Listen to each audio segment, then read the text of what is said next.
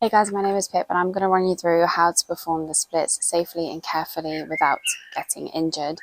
Now, the splits takes a lot more than just flexibility. It also requires balance and strength, especially within your hips. So I'm going to run you through everything you need to know from beginner to advanced of getting the splits.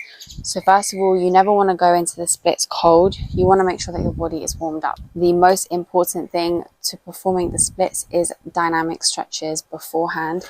So I'll be showing you through all of the dynamic stretches which I perform before I lead up to my splits, and which are typically some form of lunging movement, hip openers and leg swings. So I will run you through the dynamic stretches which I never miss. These are my consistent go-tos. So we're going to start off with leg swings, which we were going to do on each side.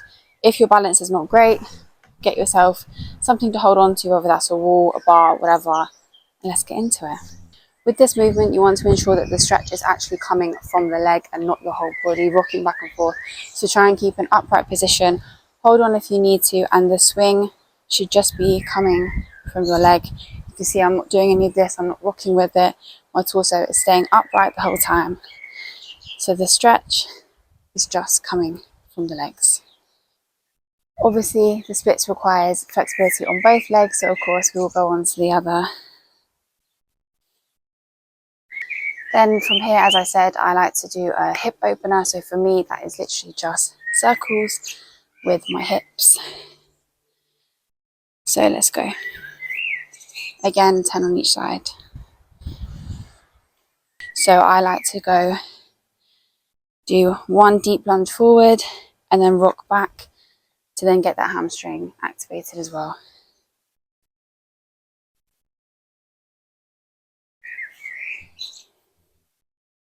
Another one of my favorites for dynamic stretches are a good hamstring stretch. So put your feet shoulder width apart, go into a deep squat if your mobility allows you to do so.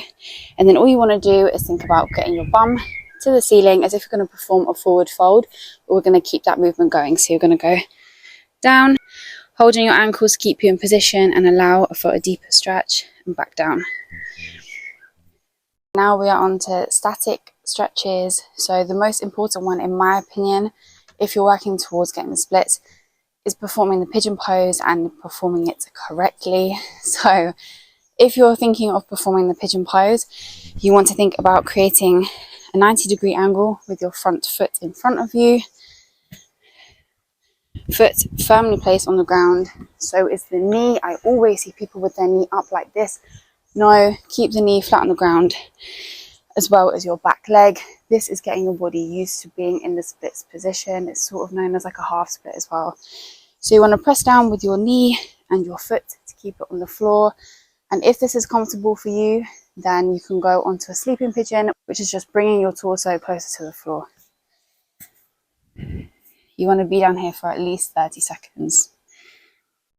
We're going to go into a bit of a butterfly pose without the bouncing. So bring your feet together as close to your body as you can and gently push forward. You should really feel that in your hips. You don't need to bounce. We're not doing dynamic stretches. It's just a static. So just bringing yourself forward without curving your back in, straight back. Gently lean forward and hold down. If you ever want to advance this movement, then I would get some plated weights. Place them onto your knees to bring you closer to the floor. If you don't have that, then you can just grab your ankles, pushing down with your elbows onto your knee. Now, similar to what we did earlier, we're going to go into a deep lunge, but this time we're just going to hold it as opposed to having that consistent movement. So back into the initial lunge position, leaning forwards as much as you can. Now, if you're a beginner, I would personally just keep drilling those stretches over and over and over again, working towards getting yourself closer to the ground as much as possible and just making those stretches light work. So you want to think about getting comfortable within those positions before you go on to trying to attempt the splits, because as I said, we don't want to get injured around here. And if you just try and force yourself onto the floor like I see people doing all the time, you are just going to tear a muscle or never get back up from that position, which we do not want. So If you're a beginner, I would just practice drilling those over and over and over again. You can also get yourself a yoga block. So you can get these yoga blocks from anywhere. They're really, really cheap. So I highly recommend you do get them because it does really, really help. It also helps just with your confidence. If you're new to stretching, especially the splits, it can be quite an intimidating movement to do. So just knowing that you have the safety blanket, that you're not just going to plummet to the floor, is really, really useful. So you're more or less going into the splits, but just having this. So I personally also never go into the splits from standing. That's just a personal preference. I think you have a lot more control over your body and your balance and your depth if you start from this position. So that is what I'm going to do. So I always start, it's as if I'm going to perform a deep lunging stretch, but instead, as you'll see, I will drop my hands forward for support and just lean in. So the block will obviously help you getting close to the ground, that you feel it without actually going fully down. So if you're brand new, you can start from here and then gradually get to this level before you don't actually need it anymore. So I highly recommend using a yoga block if you are new to the splits. Speaking of the yoga block, if you do want to strengthen your hip flexors, which are so important for stretching, for running, for day-to-day life, to be honest, you should get yourself a yoga block or even just a water bottle or something like that. Place it in front of you, sitting upright, core nice and tight, and all you want to do is think about creating like a box with your feet. So you're going to push up, go across where the yoga block is, and back down, up, across, and back down.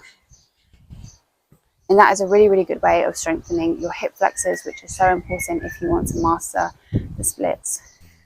When you feel comfortable with that and you're ready to brave it, then, like I said, getting into this kneeling position, 1 foot forward, typically your strongest leg, and it's more of a sliding movement. You're not jumping into it. I hate when I see people jumping into the splits.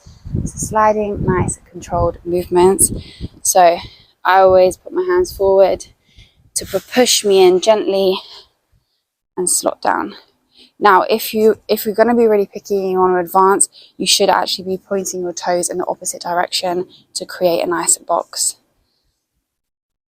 And there you go. That is how you do the splits. And also that's how you get out of the splits, by using your hands to push yourself back up. Don't try and fold over one side. It'll be very uncomfortable and could end up in injury, so you do not want that.